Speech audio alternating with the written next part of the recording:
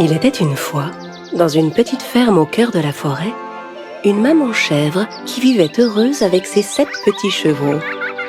Les 7 chevreaux étaient tous adorables, on aurait dit de petites peluches. La maman chèvre, comme toutes les mamans, aimait ses petits de tout son cœur. Elle les protégeait des animaux sauvages de la forêt. Un jour, avant de quitter la maison pour aller chercher de quoi manger dans les bois, elle fit venir ses petits chevreaux auprès d'elle. « Mes chers petits, je vais dans la forêt. N'ouvrez la porte à personne. Si le loup parvenait à entrer, il ne ferait de vous qu'une bouchée. Il est très rusé. Il est capable de prendre toutes sortes de déguisements pour vous tromper. Alors, comment est-ce qu'on va le reconnaître? Le loup a une grosse voix. Moi, j'ai une voix douce. Vous le reconnaîtrez tout de suite à sa grosse voix. » La mère s'apprêtait à partir quand elle se rappela autre chose. Elle se tourna vers ses chevreaux. « Ah, encore autre chose. Les pattes du loup sont noires. Les miennes sont blanches. Vous pouvez le reconnaître à ses pattes. » « Ne t'en fais pas, maman. On sait se protéger, tu sais. Tu peux compter sur nous, maman. » La mère embrassa chacun de ses petits et partit dans les bois. Mais le loup les avait épiés de loin. Quand il vit la chèvre partir, il attendit un instant. Puis il s'approcha de la maison et frappa à la porte.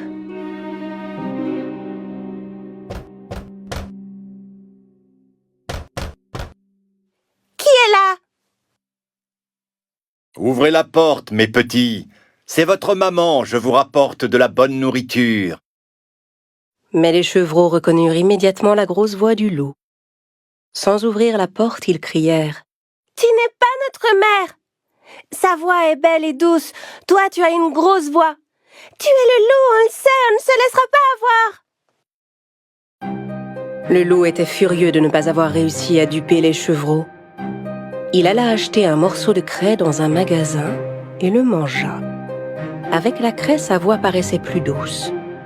Il retourna à la maison des chèvres et frappa à la porte. Cette fois, le loup parla de sa plus douce voix. « Mes chers petits, ouvrez la porte, c'est moi, votre maman. Je rapporte de la forêt de la bonne nourriture pour vous tous. » En entendant la voix adoucie du loup, les petits chevreaux pensèrent qu'il s'agissait bien de leur mère cette fois-ci. Mais avant d'ouvrir la porte, l'un d'entre eux cria « Non, attendez, regardons d'abord ses pattes sous la porte. » Évidemment, quand les petits regardèrent sous la porte, ils virent les grosses pattes noires du loup. Ils s'écrièrent à nouveau sans ouvrir « On ne t'ouvrira pas la porte.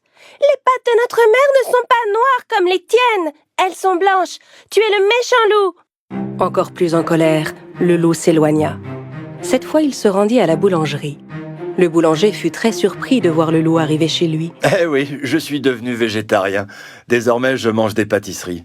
Vous auriez un peu de farine, s'il vous plaît? Le loup sortit de la boulangerie avec un sac de farine sous le bras. Quand il arriva près de la maison, il ouvrit le sac et versa la farine sur ses pattes. Ses pattes étaient maintenant toutes blanches. Le loup rusé vint frapper à la porte pour la 3e fois.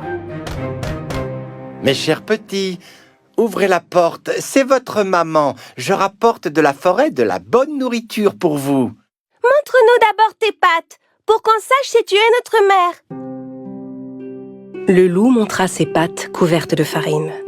Voyant les pattes toutes blanches, les chevreaux pensèrent que c'était leur mère et ouvrirent la porte. Et que virent-ils alors?